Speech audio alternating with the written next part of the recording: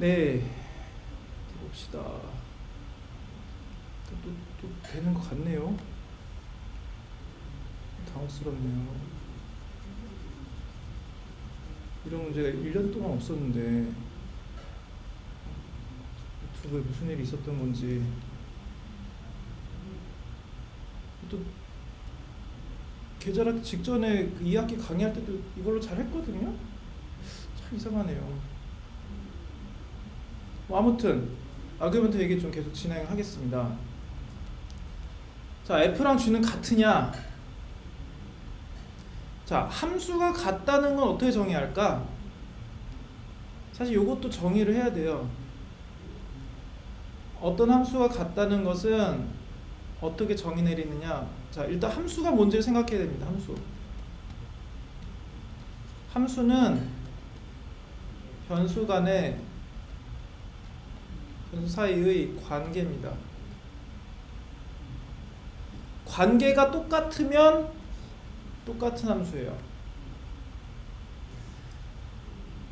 이거 또 수상하네. 경고가 뜨네요.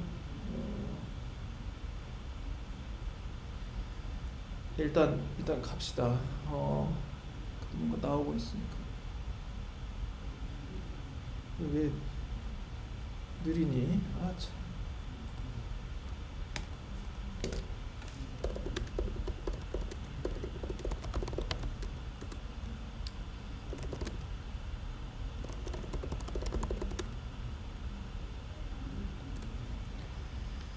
네, 그러면 함수는 변수의 관계이기 때문에 관계가 똑같으면 됩니다.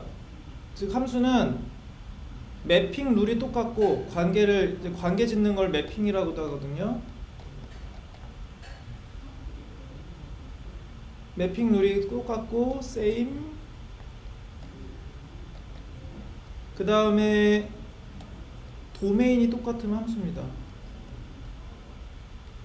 도메인. 이 두 가지 조건을 충족하면 함수가 같다고 할 수 있는데, 자, 얘네들 도메인은 리얼 넘버 전체죠. G도 리얼 넘버 전체고, 그리고 매핑 룰도 똑같겠죠. 여기다 1 넣으면 A 더하기 B가 될 거고, 여기도 1 넣으면 A 더하기 B가 될 거고, 여기다 0 넣으면 B고, 여기도 0 넣으면 B고, 뭘 넣어도 똑같겠죠. 똑같을 거라는 게 딱 견적이 나오죠. 같은 함수입니다. 다만 이렇게 똑같은 매핑 룰을 가지고 있지만 Y한테만 뭐 0보다 크다는 도메인의 제약을 주면 이건 다른 함수입니다. 더 이상 이제 같은 함수가 아니게 되는 거죠. 이거는 이제 똑같은 관계의 이름에다가 다른 알파벳을 부여한 것일 뿐입니다. 그래서 사실은 이게 없으면 F와 G는 동등한 관계입니다. 함수 세 개를 쓰기도 해요. 완전 동등하다는 걸 강조하기 위해서. 자, 그러면 이제 문제를 제가 헷갈리게 만들어 보겠습니다. 뭐 이거는 뭐 당연하지, 뭐 이런 쉬운 걸 얘기하고 그래. 그러면 제가 이제 여기다가 FA는 AX 제곱 더하기 B고,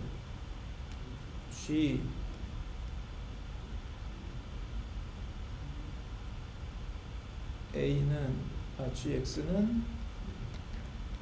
AX 제곱 더하기 B다. 자, 이러면 이건 같은 함수일까요? F랑 G는?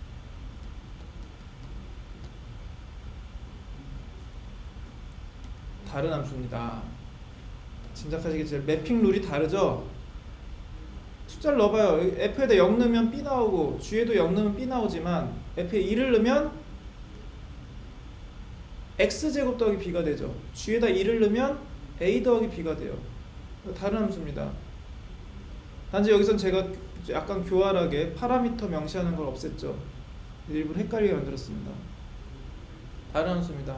매핑 룰이 다른 거니까. 결국 요 아규먼트는 얘가 의미하는 바는 뭐냐면 이 자리에 뭐가 들어가면 요 오른쪽에 있는 요 규정에서 바꿔치기를 해. 얘랑 같은 걸로. 여기가 0이면 여기도 0으로 바꿔치기 하고, 여기 5면 5로 바꿔치기 하고. 그리고 바꿔치기 할 자리를 표시하는 것일 뿐입니다. 그러면 여기 있는 A는 뭐냐? F한테 아규먼트인 A와 얘는 어떤 커넥션이 있느냐? 요게 이제 헷갈림을 유발하는 핵심 근원이에요. 얘는 관계가 없습니다. 알파벳을 같은 걸 쓰고 있지만 관계가 없어요. 이 문제를 해결하려면 가장 근원적인 해결은 아예 다른 알파벳을 쓰는 겁니다. 자, 질문이 나왔네요. A와 X가 디펜던트 하면 A와 X가 디펜던트하다. A가 X 함수란 뜻인가요? 아니면 A 이퀄 X라고 정의를 내리면 될까요? 문제는 그 정도 수준이 아니에요. 한쪽에서 아규먼트로 쓴 애가 다른 데서 파라미터로 쓰는 문제예요. 지금 이 문제는 둘은 관계가 없습니다. 같은 알파벳을 쓰고 있지만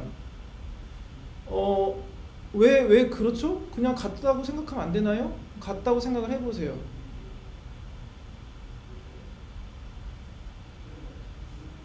이거는 뭐냐면 스코프가 이 밖으로 나갈 수가 없습니다.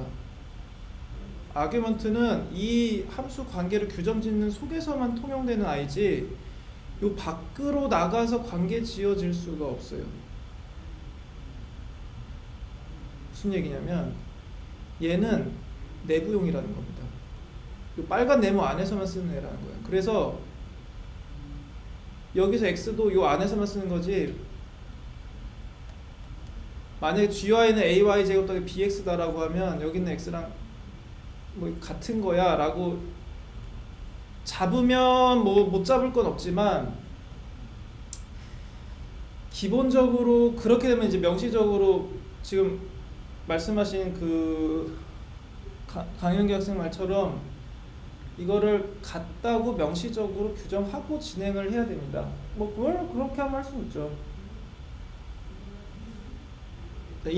그래서 이게 스코프라는 표현 쓰는 원래 전산 용어인데 i는 1부터 뭐 100이다라고 하고 xi다라고 하면 이거는 x1 더하기 x2 더하기 x 100이잖아요. 그리고 이제 요 i를 하첨자로 쓰는데 사실 이것도 성격은 또 스트링 없네.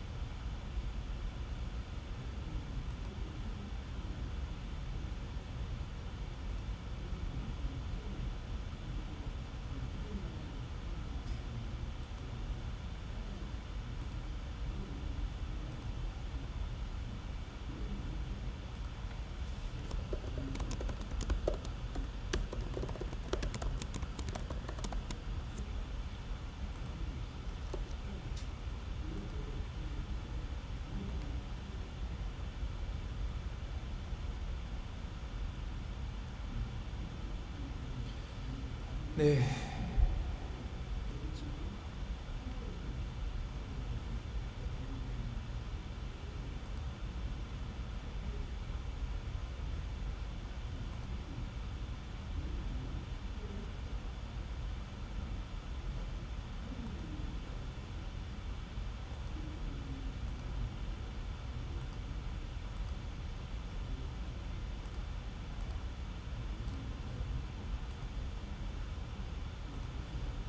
이거 좀 당혹스럽네요. 이거 왜 이러지?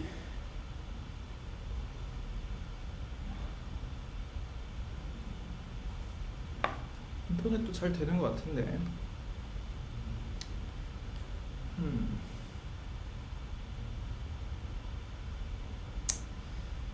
아무튼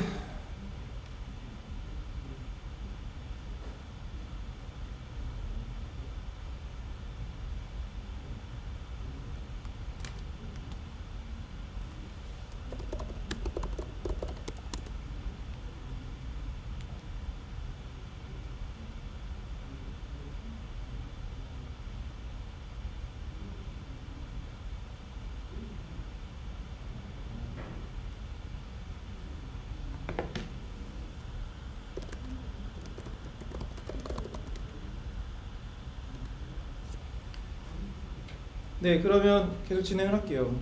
그래서 어쨌든 함수는 변수와의 관계로 매핑룰이 같고 도메인이 같으면 됩니다. 아규먼트의 문자가 뭐냐는 중요하지 않다는 얘기예요. 여기서 중요한 거는. 그러니까 명시적으로 뭐 링크를 지으면 뭐 연결해서 연립방정식을 풀 수는 있지만 그렇게 하시면 나중에 곤란한 상황이 반드시 옵니다. 자, 그러면 다시 돌아와서 이제 이 얘기를 했던 이유는 뭐냐면 지금 요 부분 때문이에요.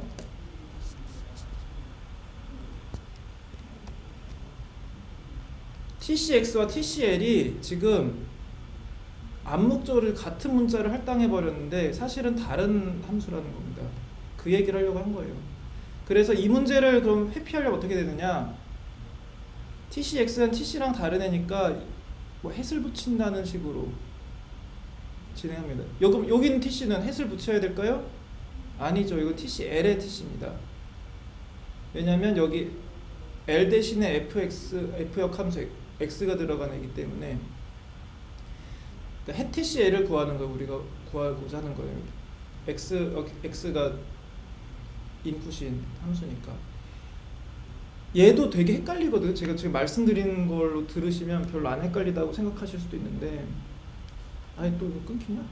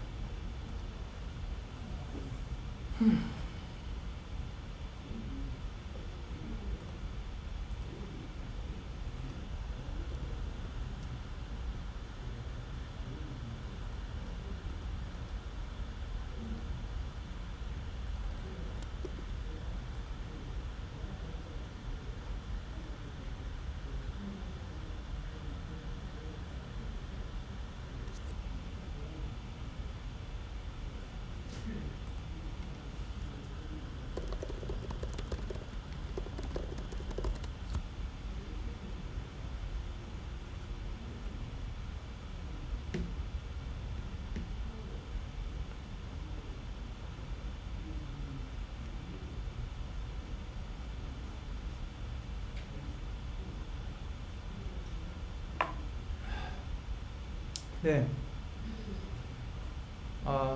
깊이 죄송하다는 말씀 드리면서 시작을 하겠습니다.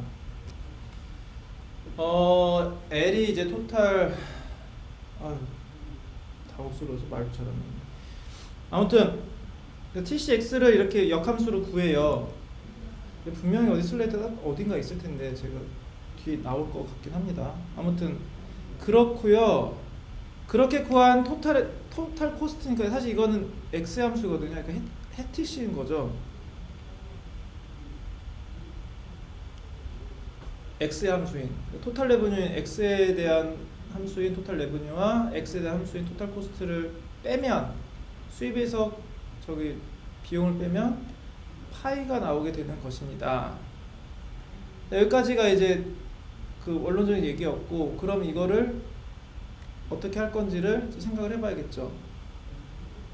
실제 아까 본 그런 펑션으로 문제를 풀게 됩니다. 그러면 만약에 완전 경쟁 함수가 아니면 어떻게 되느냐? 모노폴리면, 자, 이 문제를 하기에 앞서서 예제를 한번 풀어보죠. 제가 함수 하나를 설정하겠습니다. 자, fx가 루트 x예요. 즉 x 2분의 1제곱이에요. x가 아니라 l이지. 생산함수가 루트 l이라고 칩시다.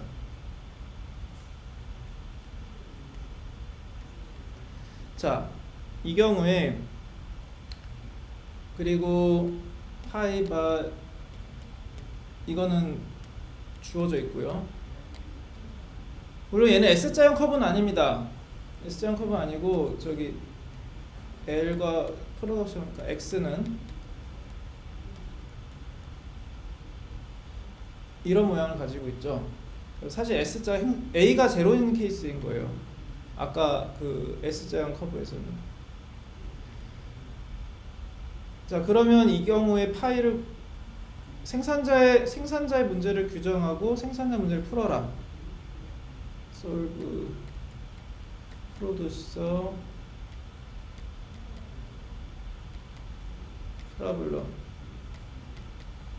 하면 프라블럼 먼저 설정을 해야죠. 아규먼트 맥시마이제이션 파이 x 고요. 그럼 파이 x는 tr 빼기 tc니까 tr은 px p바 x고 tcx는 자 tcx는 따로 구해야죠. 여기서 먼저 tcl을 먼저 구합니다. tcl은 wl이죠. w바 l이죠. 그러면 tcx는 명확히 합시다. tcx는 tc에다가 f 역함수 l이니까 이렇게 되죠. 그러면 이거 역함수는 뭐예요? x는 루트 l인데 그 l은 얼마? x제곱이죠. 이게 f 역함수 x입니다. 그러니까 w바하고 l자리에다가 x제곱을 대신해 주면 되는 거죠. 자, 됐죠?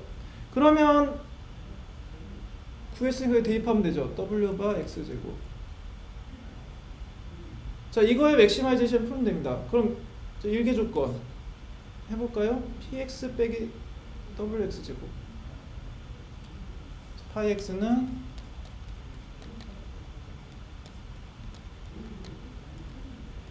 wx제곱. 자, 이 문제를 풀어라. 자, 이거는 2차 함수니까 사실은 그런 그래프 바로 그릴 수도 있죠. 그래프 그려서 풀어도 되고 그래프 스케치로 푸셔도 되고 하면 그 막 표 그려가지고 이렇게 하시면 되죠. 우리 그렸으니까 알죠. U자형으로 나올 겁니다. 그러면 그 중에 제일 낮은 값이 글로벌 미니멈이죠. 대수적으로 풀면 FOC SOC를 쓰면 되죠. 자, 먼저 일개 조건 파이 프라임 x는 0인 점을 찾아라. 그럼 파이 프라임 x는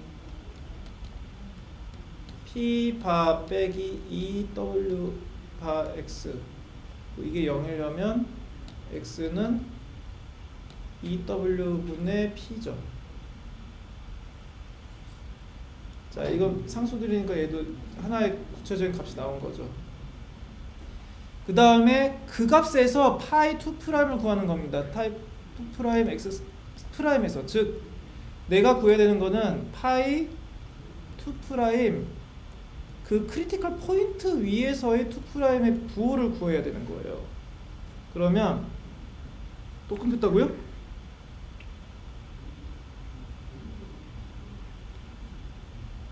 파이 2'의 이걸 구하면 인데 사실은 얘가 2차시기 때문에 두 번 미분하면, 이걸 한 번 더 미분하면 마이너스 2w로 항상 동일한 게 나옵니다. 0보다 작아요.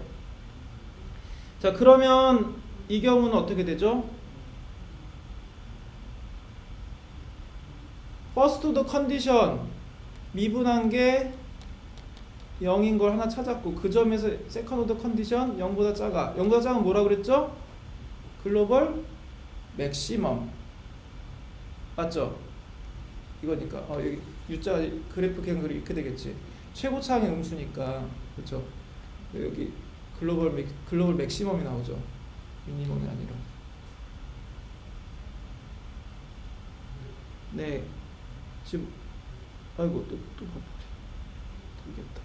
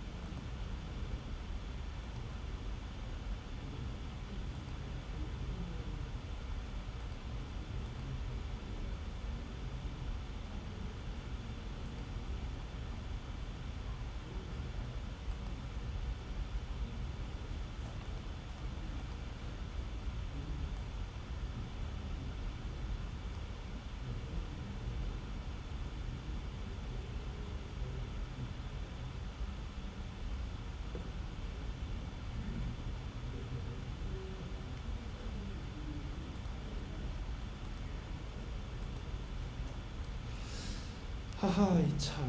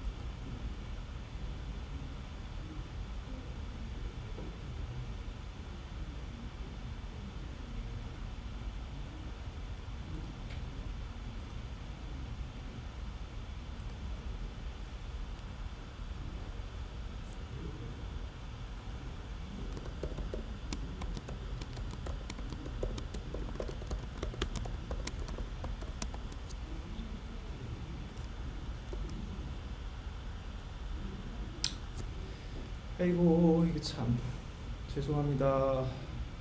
이렇게 자꾸 켜가지고 어쨌거나.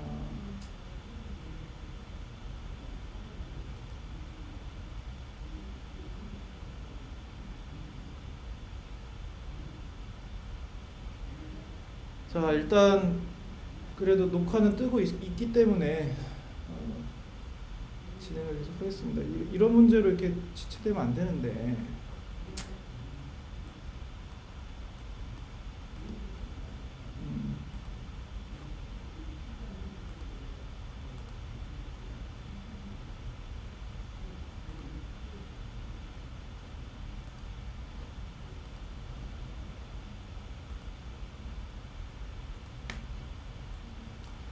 네, 예, 감사합니다. 알려주셔서 감사합니다. 맥이 끊기니까 이거 되게 심각하네요. 이 문제는 제가 정말 좀 오늘 좀 고민을 좀 해야겠습니다. 이 여름 학기에도 여기서 했었는데 이렇게 심각하지 않았거든요. 뭐 세팅에 문제가 있을 수도 있고, 지금 원래 하던 방식에서 프로그램이 계속 업데이트 되다가 뭔가 제가 뭐 설정을 누락한 게 있을 수도 있기 때문에 일단 원인은 좀 파악을 해야 되겠습니다. 어찌됐든 진행 계속 하겠습니다.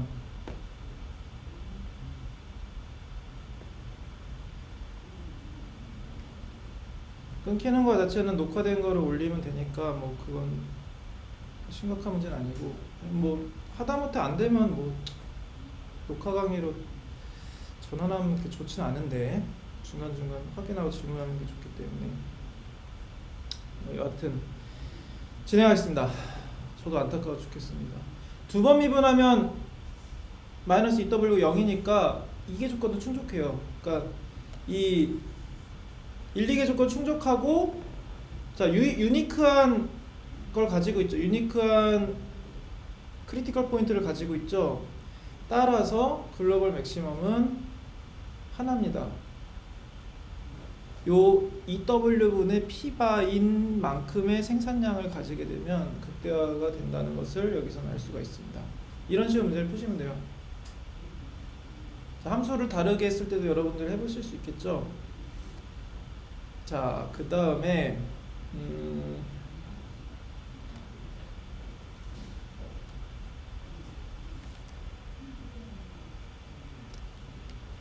자, 그러면 이쪽으로 여기 또 채팅이 공유가 되네요. 채팅 한번 볼까요?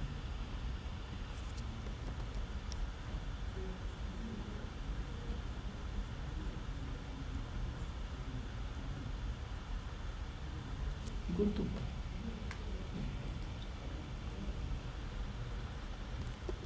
식은땀이 나네.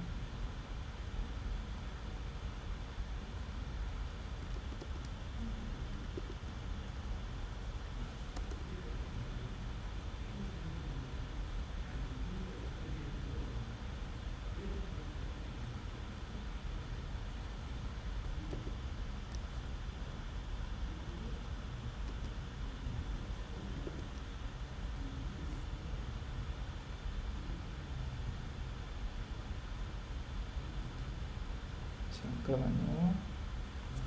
누구한테?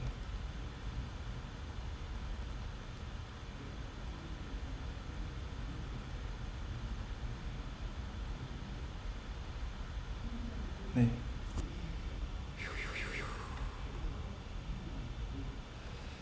네, 그래서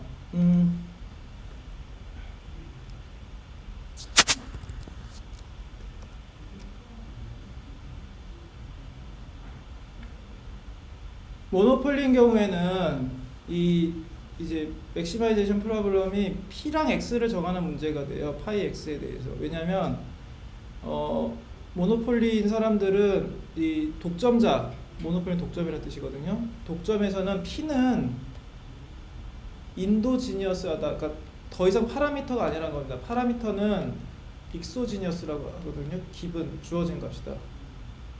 XOGENOUS. 외생적이다 이라고 하는데요. 이제는 P는 외생적이 아니게 되는데 사실은 외생 X의 함수라서 일변수 함수 문제입니다. 모노폴리에서도 결국은 일단 설정은 PX라고 하지만 P랑 X가 연결돼 있어요. 어떻게 연결돼 있냐면 이렇게 D라는 함수로 연결돼 있습니다. 그럼 D라는 함수가 뭐냐? 디맨드 펑션입니다.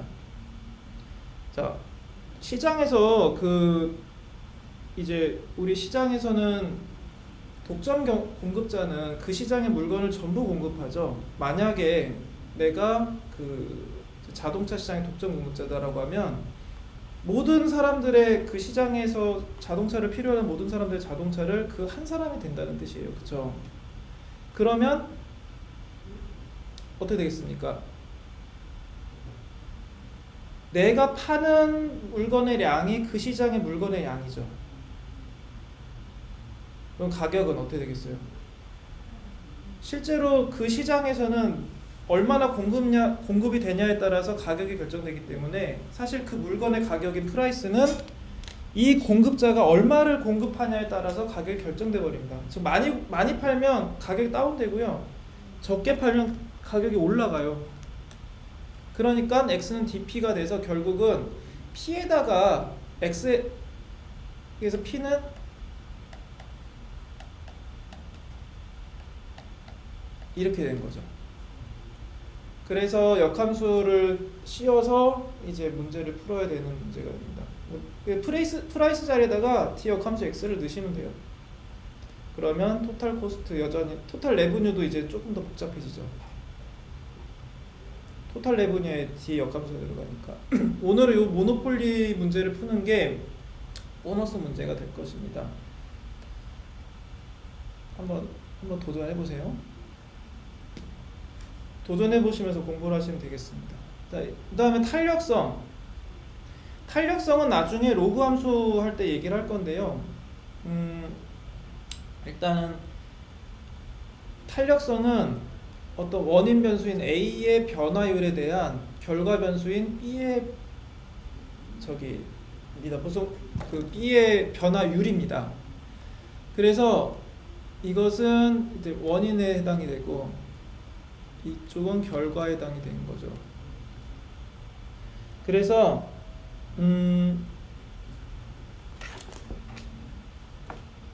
이렇게 정의되는데 그럼 이게 뭐냐? 원인의 변화율. 레이트 오브 체인지다라고 하는데 일단 요 스몰 d는 이제 0에 굉장히 가까운 델타라고 그랬죠. 변화량인데 0에 굉장히 가까운 변화량이라고 했죠. 그러니까 델타 A라고 생각하셔도 돼요. 변화율이란 건 뭐냐? 자, 만약에 어떤 값이 100이라는 값이 있는데 얘가 110이 됐어. 그럼 변화량은 얼마죠? A가 100이었다 110이 됐다. 그러면 델타 A는 얼마예요? 10이죠.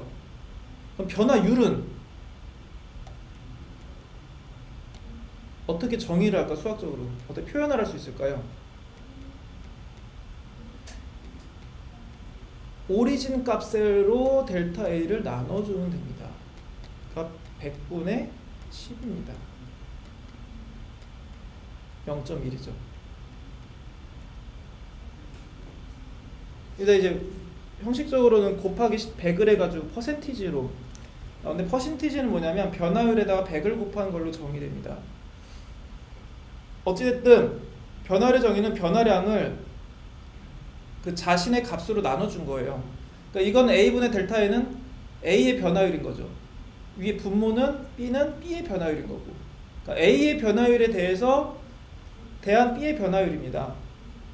그래서 보통 수요의 가격 탄력성이다. 예를 들어서 수요의 가격 탄력성이다 라고 하면 A 자리에 P의 변화율, 가격이 변화율이 오고 그걸 원인으로 해서 수요가 몇 퍼센트 변하냐. 즉 가격이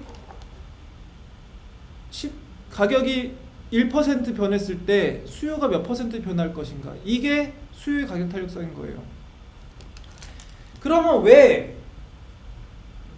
경제학에서는 기울기를 안 쓰고, 즉 델타 A분의 델타 B를 안 쓰고, 이게 번거롭게 A분의 델타 A분의 B분의 델타 B를 쓰느냐 라는 질문을 할 수가 있죠.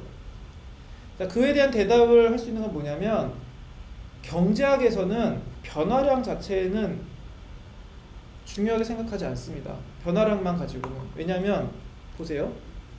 델타 P라는 이벤트를 생각해 봅시다. 델타 P가 100이야. 그럼 이제 가격이 100원 올랐다는 거죠. 자, 어떤 상품의 델타 P가 100입니다 라고 했을 때 이 사건은 모든 상품 시장에서 똑같은 사건일까요? 똑같은 사건으로 보는 게 타당할까요? 라고 질문을 던질 수 있습니다. 어때요? 어떻게 생각하세요? 아무 상품엔 두 개를 잡고 한번 100원씩 올랐다라고 생각한 다음에 그 사건의 경중이 정도가 같다고 보는 게 타당한지 한번 생각을 해봅시다. 자, 라면이 700원짜리 라면이 있는데 100원이 올랐어. 800원 됐어. 자, 이 사건의 중요성과 자동차 시장이 있는데 그 자동차 가격이 3천만 원짜리 자동차야. 3천만 100원이 됐어. 이 가격의 중요성이 같은가? 다르죠. 느낌이 확 다르죠. 야, 그건 아니지. 이런 생각 들잖아요. 그게 절대값 변동의 의미입니다. 이게 별로 실용적이지 않아요. 경제학에서는. 경제학에서 실용적인 건 뭐냐면 P분의 델타 P입니다. 변화율. 자, 라면 값이 10% 올랐어. 이거랑 자동차 가격이 10% 올랐어. 앞에서의 얘기보다는 훨씬 비슷하죠. 물론 완전히 똑같진 않죠. 당연히 완전히 똑같진 않지만 그래도 좀 뭔가 그 경중을 따질 때 그래도 그 기준점을 삼을 만한 정도의 유용성이 있다는 생각이 드시죠? 그래서 변화율의 변화율을 보는 거예요. 일라스티시티. 이 탄력성이라는 건 결국 변화율의 변화율입니다. 이렇게 외우시면 편해요. 보통 많은 교과서 이렇게 그냥 꼴랑 내놔주는데 이렇게 하면 이해하기 쉽지가 않죠. 원인의 변화율분의 결과의 변화율이고 변화율의 정의는 자기 자신분의 델타다 라고 하시고 보시면 문제가 쉽게 이해될 겁니다. 이 탄력성은 당장은 쓰지 않는데 나중에 로그 배울 때, 로그 함수 얘기할 때 한번 다시 나타날 거예요. 탄력성을 되게 쉽게 구할 수 있습니다. 로그 함수의 미분을 이용하면. 자, 키핑 해두세요. 나중에 제가 한번 이때 이런 얘기 했죠? 하면서 진행할 거니까. 자, 뭐가 이게 100만원 투자해서 10만원 수익 난 거랑 10만원 투자해서 10만원 수익 난 거는 다르죠. 예, 맞습니다. 그래서 베이스 되는 수치가 되게 중요해요. 그래서 베이스 되는 수치 정보를 넣는 거예요. 종합해서 나타내는 겁니다. 훨씬 더 타당하죠. 탄력성은 그래서 이 비율이 원인의 변화율보다 결과의 변화율이 더 크면 탄력적이다, 일레스틱하다라고 하고, 그 다음에 이제 원인 변화율보다 결과 변화율이 적으면 1보다 작겠죠? 비탄력적이다라고 하고, 이퀄 1, 원인의 변화율과 결과 변화율이 똑같으면 단위 탄력적이다라고 얘기를 합니다. 그래서 경제학에서는 이제 보통 경제 수학이나 이제 경제 원론 혹은 뭐 특히 미시경제학을 풀 때 디맨드 펑션으로 이런 폼을 많이 내요. 리니어 폼으로. 프라이스에 대해서 프라이스 높아질수록 수요가 적어지니까 프라이스에 대한 감소 함수를 만드는데 이런 식으로 하는데 이거는 계산적으로는 편하지만 리얼리스틱하지 않습니다. 현실적으로. 왜냐하면 탄력성이 되게 달라요. 탄력성 계산해 보시면 다르게 나옵니다. 탄력성 계산 공식 어떻게 되느냐? 이 탄력성 구해볼까요? dp분의 p분의 dp 분의 d분의 x분의 dx 니까 이거는 x분의 p dp분의 dx거든요. 그러면 x는 a 빼기 bp니까 dp분의 dx는 이건 얼마예요? a 빼기 bp를 p로 미분하면 되죠? 그러니까 마이너스 p입니다. 마이너스 b입니다. 마이너스 b. 그 x분의 p는 x분의 p니까 그대로 두고 마이너스 b 곱하기 x분의 p입니다.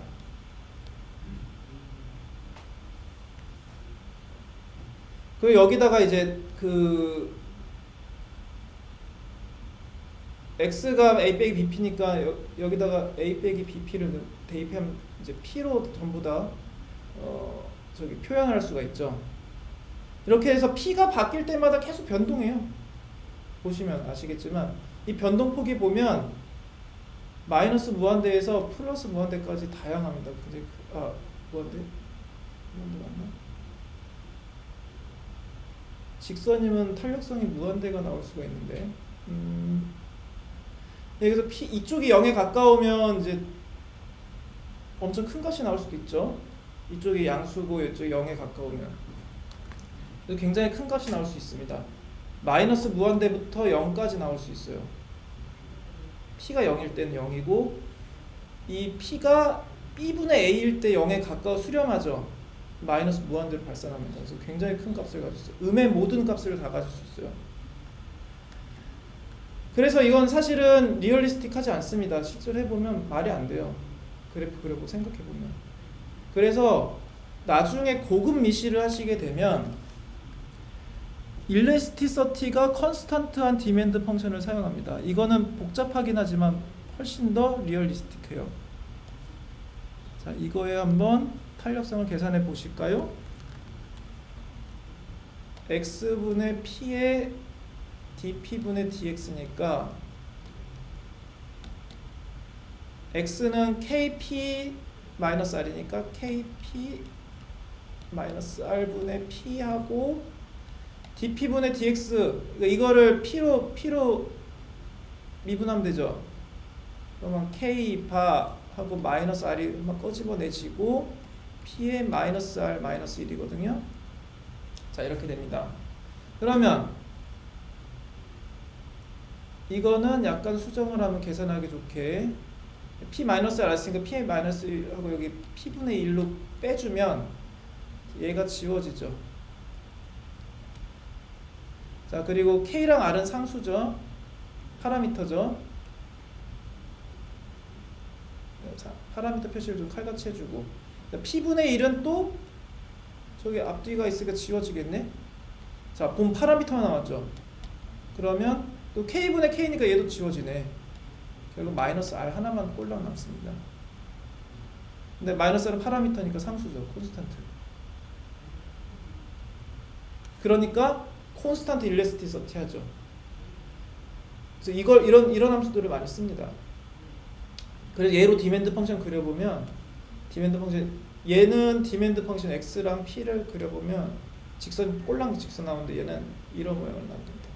그래서 많은 이제 교과서들이 디맨드 펑션을 그릴 때 약간 이렇게 원점에서 봤을 때 볼록하게 혹은 컨벡스하게 이렇게 다운워드 슬로핑하는 애를 그리는 이유가 여기 있어요.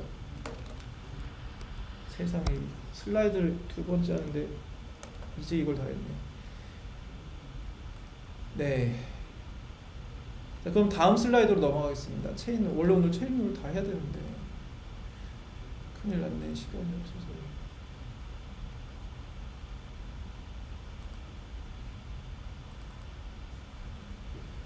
나중에 혹시 강의량이 부족해지면 이 문제가 계속 지속적으로 나타나서 그렇게 되면 제가 나중에 뭐 녹화분을 추가로 업로드하든지 비대면의 이점을 살려서 진행하도록 하겠습니다. 이 부분 다시 한번 사과를 드리고 체인룰 이야기를 시작하겠습니다. 자, 일단 체인룰을 이해하기 위해서는 함수의 합성이라는 것을 배워야 됩니다. 컴포지트 합성. 컴포지트는 합성이란 뜻입니다. 합성함수.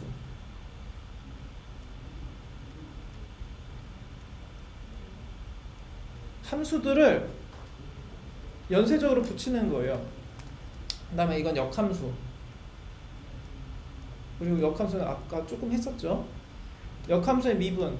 근데 이 역함수의 미분 엄청 헷갈립니다. 왜냐하면 우리가 갖고 있는 아규먼트에 대한 정확한 이해가 필요해요. 이걸 이해하기 위해서는. 사실은 제가 노테이션을 명확하게 했으면 사실 그 혼란이 없는데, 아규먼트를 x로 쓰는 관습을 우선시해서 역함수를 쓰게 되면 정말 헷갈리는 상황이 나옵니다. 그 얘기는 그때 해당 부분 가서 이야기들 하도록 하죠. 일단 체인룰 얘기를 하겠습니다. 역함수까지 오늘 못 갈 것 같아요. 체인룰 하게 되면 정말 복잡한 함수도 굉장히 쉽게 할 수 있습니다. 이게 익숙해지면 아무리 복잡한 그 미분 함수가 있어도 그거를 거의 암산급으로 미분할 수 있어요. 근데 그걸 이해하려면 컴포지트 펑션의 도함수가 어떤 구조를 가지고 있는지를 이해하셔야 됩니다. 여기에서도 인풋, 즉 아규먼트에 대한 이해가 필요해요. 왜냐하면 합성함수가 이렇게 정의되거든요. h와 g를 합성한다고 하면 h 함수의 아규먼트로 g의 함수 값이 들어갑니다. 자, 이게 무슨 뜻이냐? 고등학교 때 배우셨겠지만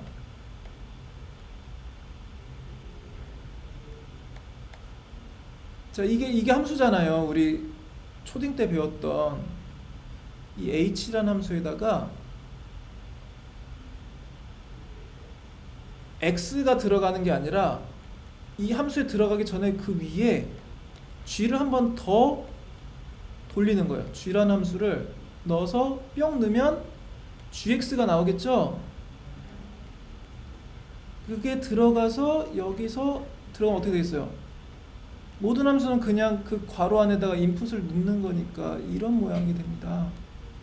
그러면 이 전체를 크게 묶을 수가 있겠죠?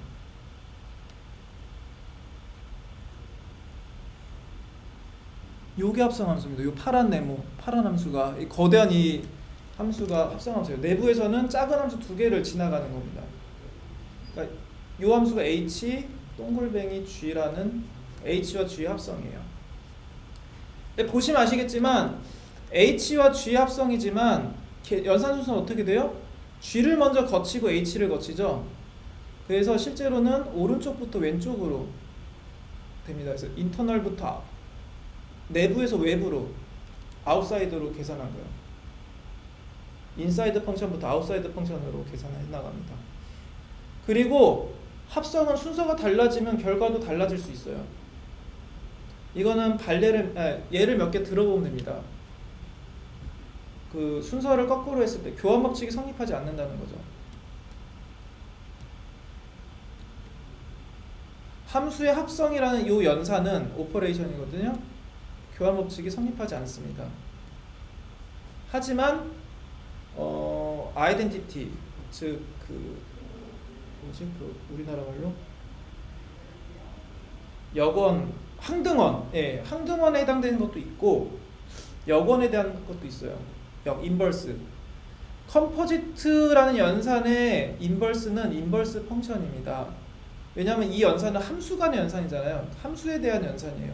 HG는 다 베어러블이 아니에요. 네임 오브 펑션입니다. 펑션의 심볼을 가지고 지금 연산하고 있는 거죠. 펑션에 대한 연산이에요. 컴포지트라는 거는. 컴포지션이라는 거는. 자, 그럼 체인룰이란 건 뭐냐? 어떤 유한계의 F1부터 이제 N까지의 합성이 있을 때 이거는 왜 I라고 했지? F1, 2에서 쭉쭉쭉쭉 N으로 가고 여기 1, 2에서 쭉쭉쭉 N으로 갔다고 했을 때 N이 이제 가장 인사이드에 있는 펑션이고 점점 더 아웃사이드로 가는 거죠. 만약에 이 함수를, 이 컴포지트 펑션을, 그러니까 이게 두 개가 아니라 이제 N개가 쫙 얽혀 있는 거예요. 그 함수를 미분하는 것은 뭐랑 같냐면 가장 인사이드 펑션을 먼저 미분한 다음에 그 다음에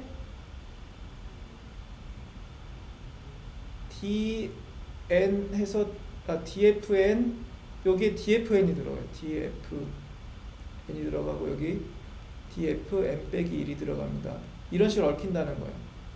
그래서 이게 사슬처럼 계속 얽히고 얽혀서 이렇게 간다는 의미에서 체인룰이라고 합니다.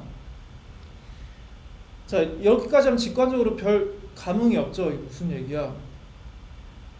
예제를 풀면서 말씀드리겠습니다. 자, 여기에서 보면 지금 함수가 굉장히 여러 개가 합성되어 있는데 이 문제를 한번 풀어보도록 하죠.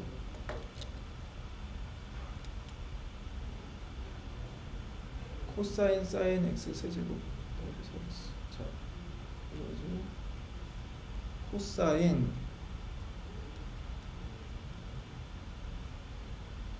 하고 괄호 2개 사인 x 세제곱 플러스 4x에 괄호 닫고 500제곱 괄호 닫고의 미분은 얼마냐?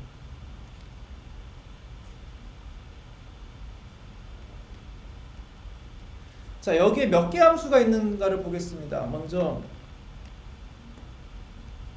제일 인터널 펑션 x가 들어가서 제일 처음 만나는 친구는 누굴까요?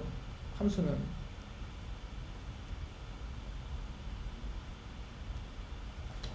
x세제곱 더하기 4x를 먼저 만나죠.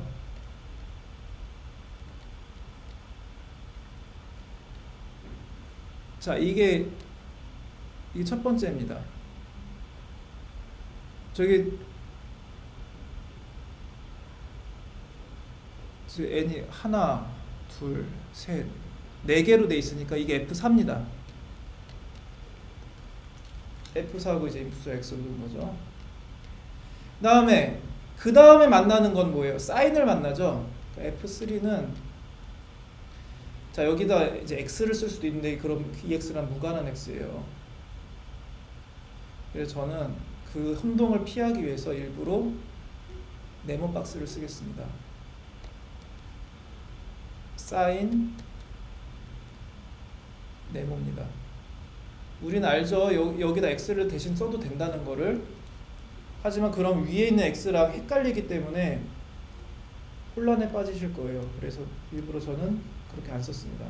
다음 F2는 그 다음에 만난 애 뭐예요? 500승입니다. 무언가 500승. 이건 또 네모랑 헷갈림 피하기 위해서 세모를 쓰겠습니다. 세모의 500스 500제곱. 제일 마지막에 있는 애는 F1은 코사인. 얘도 이제 피하기 위해서 동글뱅이 거대한 타운을 쓰겠습니다. 거대한 타운 코사인.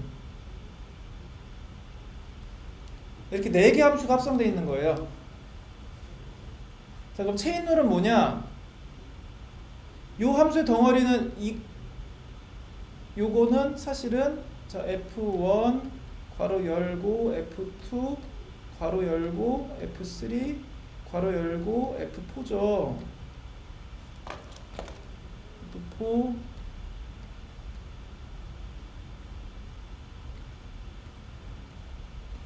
요거거든요.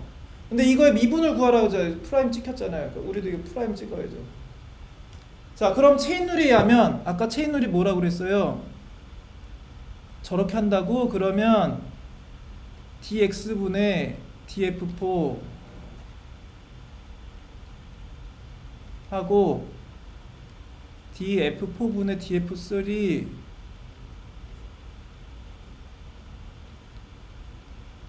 df3분의 df2 그리고 df2분의 df1이라고 했잖아요. 이게 체인룰이잖아요. 그 n 대신에 지금 4를 대입해서 쭉 쓴 거죠. 그걸 곱하기로 된 겁니다. 그런데 아마 이 중에서 나 자신 있어, 뭔 얘기인지 알겠어 한 부분은 요거 하나뿐이죠. 그럼 나머지는 무슨 뜻일까? 자, 이 미스테리는 dx분의 d 함수라는 요게 무슨 뜻인지를 가만히 생각해 보시면 알 수 있습니다. 제가 이걸 일부러 네모, 세모, 동그라미를 쓴 것도 같은 이유인데 사실 여기에 이제 네모 자리에 F4가 들어가고요. 세모 자리에 F3가 들어가고요.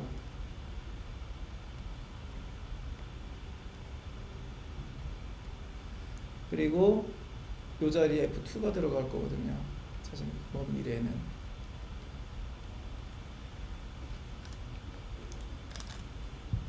자, 그리고 여기는 암묵적으로 지금 제가 어떤 규정을 하고 있냐면 그 함수 이름이랑 변수를 지금 혼용하고 있습니다. 그래서 뭐냐면 F4는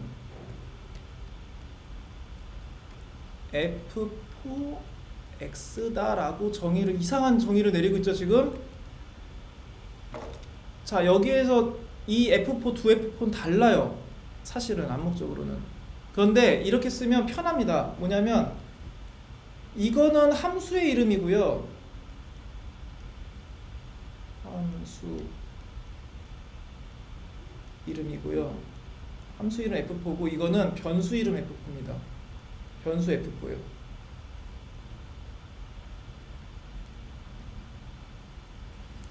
여기서 얘는 변수예요. 사실은. 이걸 암묵적으로 지금 전제하고 들어가는 겁니다. 즉, 자 일단 풀어보죠. 일단 제일 오른쪽은 확실하게 아니까 이 미스테리 풀기 위해서 여기 지금 쓰는 거 복잡한 거 그대로 쓰고 제일 오른쪽만 계산하면 어떻게 돼요? 실제로도 여러분들 나중에 암산하게 되면 이 순서를 따를 겁니다.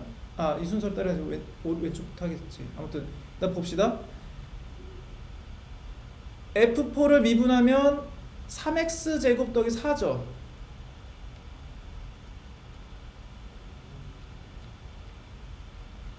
지금 역순으로 계산하고 있는데 익숙해지면 그냥 처음부터 이쪽부터 쫙 계산할 수 있어요. 자, 그럼 이건 뭐냐? F3는 사인 네모잖아요. 자, 만약에 어떤 함수가 있는데 사인 x를 x로 미분하면 어떻게 되냐면 이거는 우리 삼각함수 안 배웠으니까 미리 그냥 알고 전제하고 지나갑시다. 이것도 나중에 시험 문제 나오면 우리 안 배운 미분은 미리 알려줄 거예요. 그리고 코사인 x의 미분은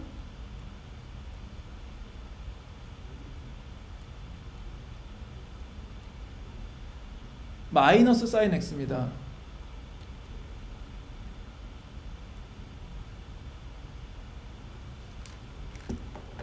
자, 이거 또 멈췄냐?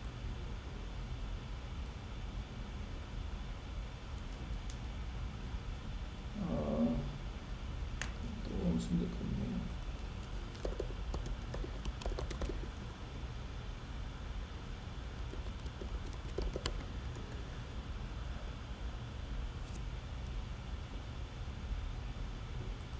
괴롭다. 자, 일단 계속 진행하겠습니다. 녹화는 되고 있으니까. 아이고. 자, 그러면 여기 X자리에 네모가 들어가는 거예요. 그리고 체인룰에서는 이 네모 자리에 얘 같은 경우 F3 같은 경우 F4가 들어가는 겁니다. 사실은 인풋이 X면 이게 F4가 대신 들어가도 상관이 없어요. 그쵸? 그러니까 요 자리는 뭐가 들어가냐면 자, 사인의 미분은 코사인이니까 코사인하고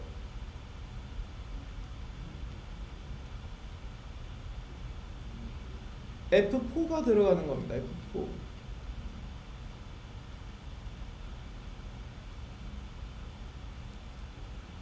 그리고 이제 앞에 두 개가 남는 거죠. 그래서 세 번째 덩어리는 요 덩어리가 세 번째 덩어리가 되는 거예요. 또 끊기겠구만. 그럼 이걸 풀었으면 코사인 하고 F4가 뭐예요? x 세제곱 더하기 4x죠.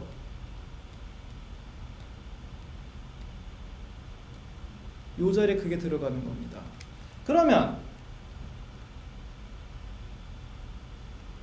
자, 두 번째는 어떻게 되느냐?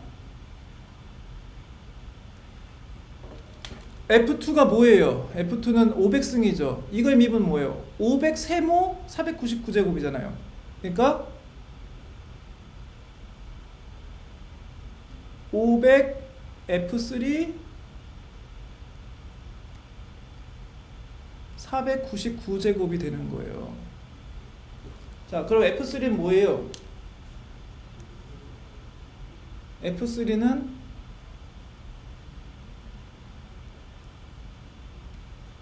이 부분은 이렇게 되는 거죠. 이 부분은 F3가 이제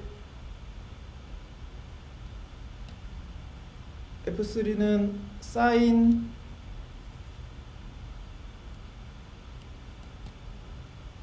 500 곱하기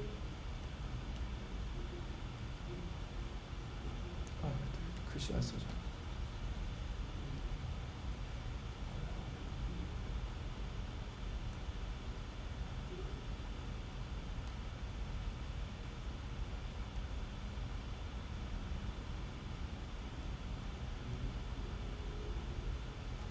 자, 잠깐만요.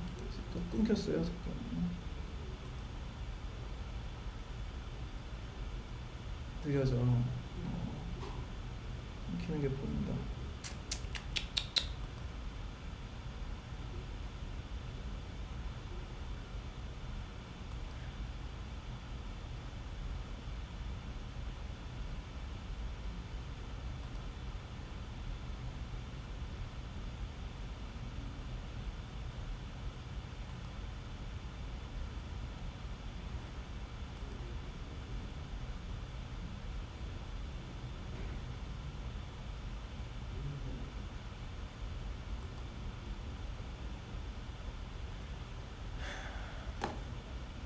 되나요?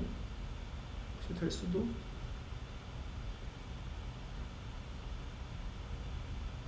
될 수도 있겠군요. 네. 다시 한번 진행을 해보겠습니다. 나올 수도 있겠다는 생각이 들어요, 지금.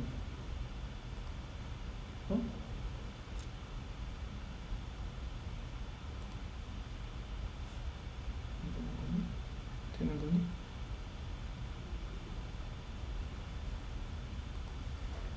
자, 뭐 되고 있는 것 같아요. 자, 그럼 계속 진행하겠습니다. 자, 500 곱하기 F3 499인데 F3가 뭐냐? 무언가에 499잖아요. 그게 F3 뭐예요? 아까 F3 이거라고 그랬잖아. 여기다가 들어가는 거.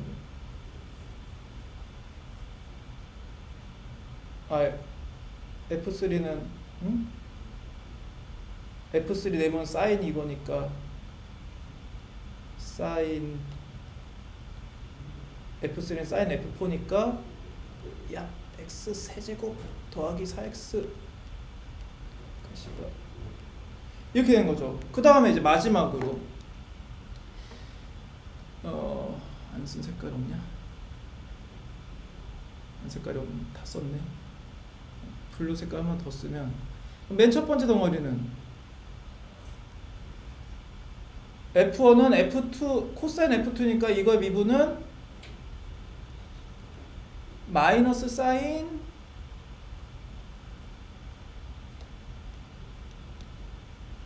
F2인 거죠.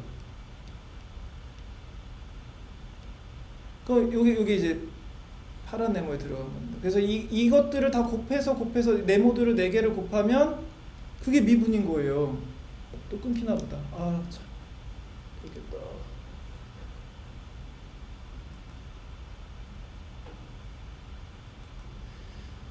자.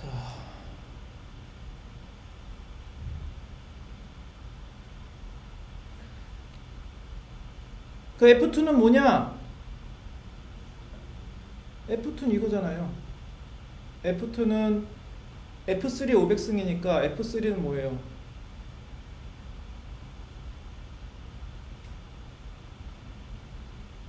사인 x 세제곱 더하기 4x의 의 500제곱이 되는 겁니다. 그러니까 이 F2 자리에다 그걸 넣으면 돼요. 그러니까 이걸 그대로 다시 쓰면 마이너스 사인 하고 크게 가로치고 들어가는 겁니다. 그래서 답은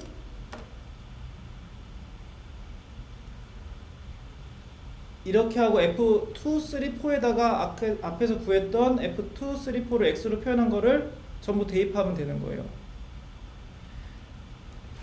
자, 그러면 이걸 어떻게 암산으로 하느냐? 한 번 더 진행을 해보겠습니다. 똑같은 문제를.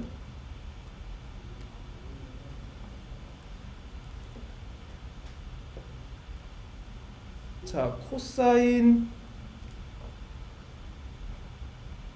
오늘 여기까지만 해야 될 것 같네요. 이 암산으로 진행한 요거까지만 진행하고 가야 될 것 같습니다.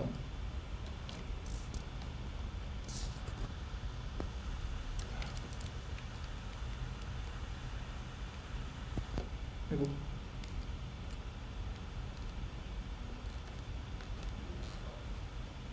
자,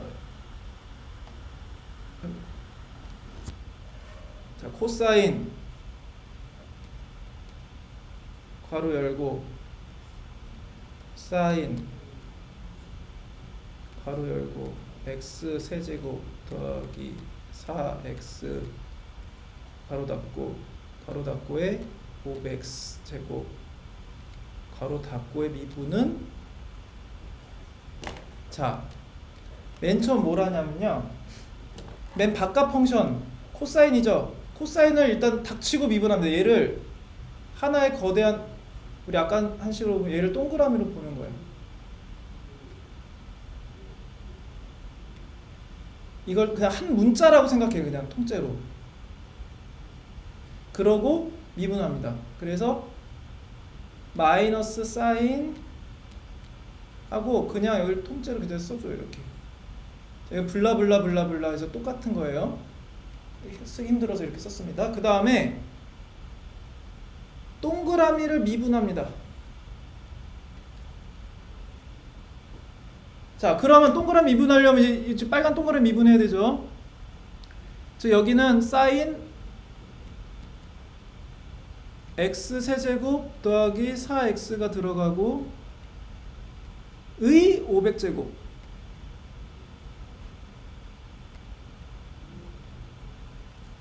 아이고, 자, 이걸 미분한 거예요. 그러면 이번에는 제일 아웃사이드 펑션이 뭐예요? 무언가 500제곱이죠. 내가 이걸 세모를 썼죠. 요 닥치고 그냥 무의 500제곱을 미분합니다. 그러면 얘는 그대로 들어가고 얘는 그대로 들어가고 마이너스 사인 어쩌고저쩌고가 들어가고 여기다가 500 세모 499제곱이 되는 거예요. 한 다음에 세모는 이게 똑같은 내용이 들어간 거죠. 여기에. 그 다음에 세모 미분이 들어갑니다. 그럼 세모가 원래 사인 500제곱 빼고 요게 사인 x 세제곱 더하기 4x니까 요게 이제 요걸 미분해야 되는 거죠. 그럼 여기의 아웃사이드 펑션은 네모였죠. 사인 함수입니다. 그래서 요 자리에다가 그럼 다시 또 사인의 함수 미분은 코사인이니까 요 코사인 나머지는 똑같고요. 똑같고 코사인 하고 네모 x 세제곱 더하기 4x 하고 네모 미분을 가는 겁니다. 그럼 네모 미분은 네모는 x 세제곱 더하기 4x니까 여기 뭐가 들어가겠어요? 또 앞으로는 다 똑같이 들어가고 3x 제곱 더하기 4가 되는 겁니다. 자, 얘는 x의 펑션이니까 더 할 게 없죠. 마지막으로 x로 미분하면 그게 끝나는 거예요. 그렇게는 끝납니다. 보시면 앞에가 계속 누적되기 때문에 내가 이걸 암산으로 하면 이렇게 쓸 수 있어요. 지금 한번 손으로 바로 풀어볼게요. 이 자리에서 마이너스 사인 가로 열고 그 다음에 500이네. 500 하고 괄호 열고 아니야. 아 죄송합니다. 잠깐 헷갈렸어요. 마이너스 사인하고 그냥 써줘. 그대로 써줘요. 마이너스 사인하고 사인 x 세제곱 더하기 4x 인터널 펑션을 그대로 써줍니다. 근데 글씨가 이렇게 안 나오니 예 괄호 열고 괄호 닫고에 500제곱에다가 이제 이 인터널 펑션을 다시 미분한 거예요. 500 곱하기 사인 x 세제곱 더하기 4x 에 499제곱 곱하기 자 여기 지워주고 공간 확보를 위해서 그 다음에 499제곱 더하기 여기다 이제 2더하기 미분이니까 코사인 이 자리 들어갈게 코사인 x 세제곱 더하기 4x 곱하기 3x 제곱 더하기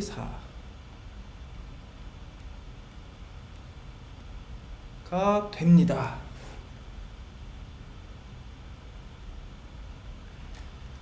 자,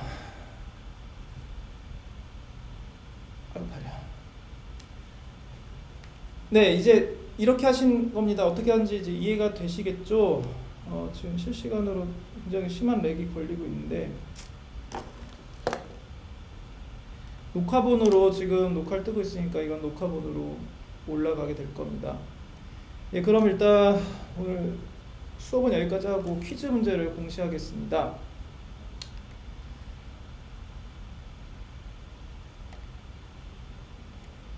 퀴즈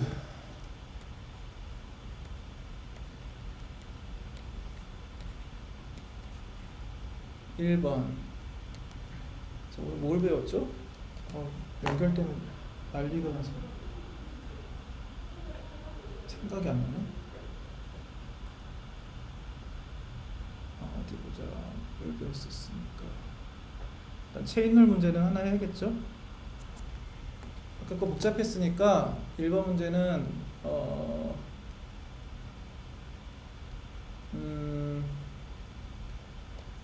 x 제곱 더하기 x 더하기 1에 이거 심플한 거 펑션 2개짜리 체인을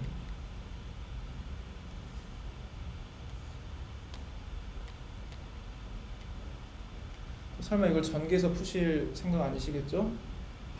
합성함수의 미분으로만 풀어야 됩니다. 2번 전 슬라이드에서 무엇을 배웠느냐.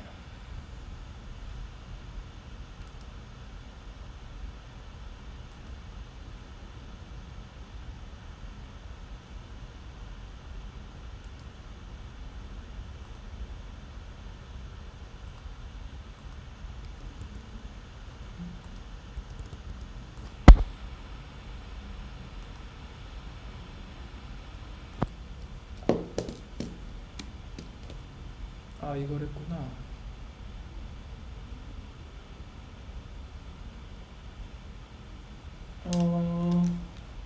엘리스티스.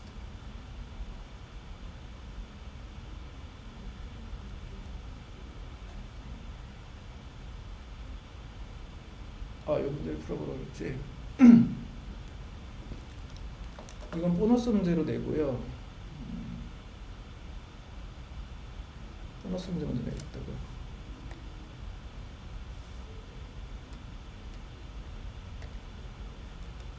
보너스 문제는 FL은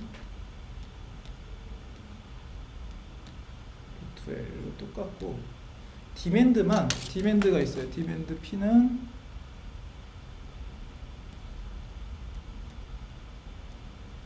A바 빼기 P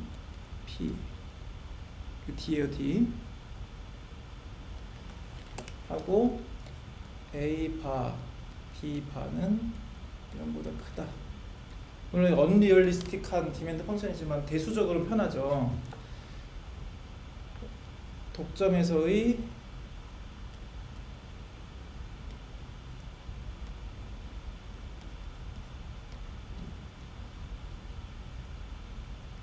그 시도 생산자 문제를 풀라.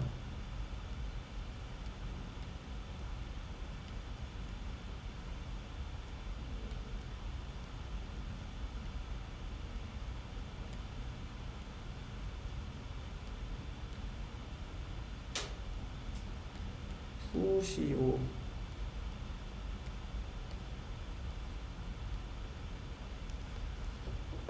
자, 그 2번 문제는 뭘로 할까? 이거 문제. 진도를 너무 조금 나가서 한 게 너무 없네요.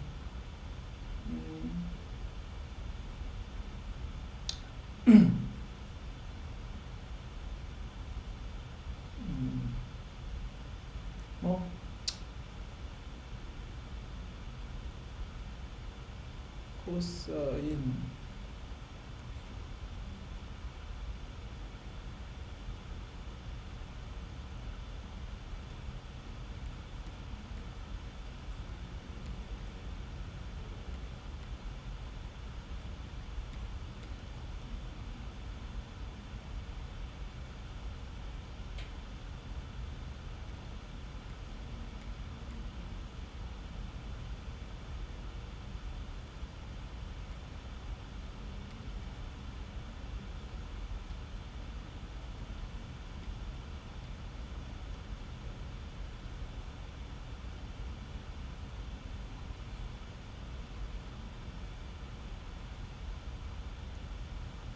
조금 더 중첩이 많이 된 합성함수입니다. 400제곱. 이거의 미분은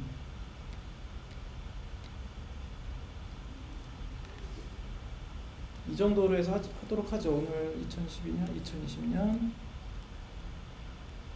새해에는 끊김없는 스트리밍 할 수 있도록 제가 원인 파악을 좀 해볼게요. 근데 원인 파악 정 안되면 아예 환경을 바꿔야 될 수도 있겠습니다. 여튼 너무 오늘 고생 많이 하셨고요. 공시되는 스트리밍은 이 실시간 라이브 스트리밍은 멈출 거고 녹화본으로 업로드 하겠습니다. 끊김없이 할 수 있도록. 네, 그 오늘 수업 여기까지 하도록 하겠습니다. 수고 많이 하셨습니다. 고생 많이 하셨습니다.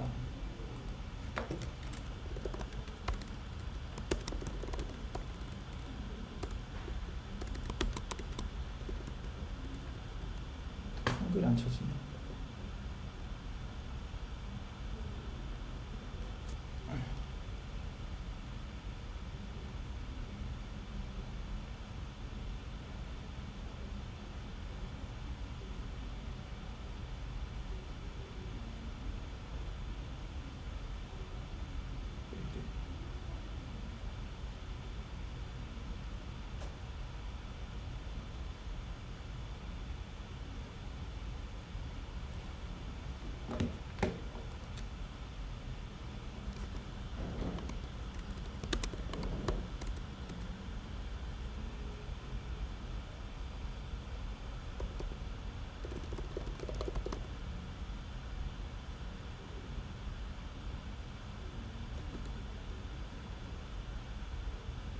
사인에 있는 게 X 플러스 1입니다.